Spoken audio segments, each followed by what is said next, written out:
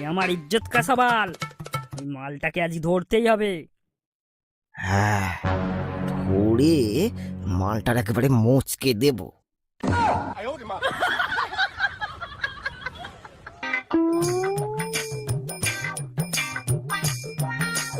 আরে শোনো বাবা, সব ভালো তো? ওই ভগার দ্বারাই পাড়ায় তো থাকাই না তোরা। হ্যাঁ, তাই তো আপনার কাছে আসা। কি কি হয়েছে বাবা? কি করেছে আবার? রাতে রাতে বাড়িতে গিয়ে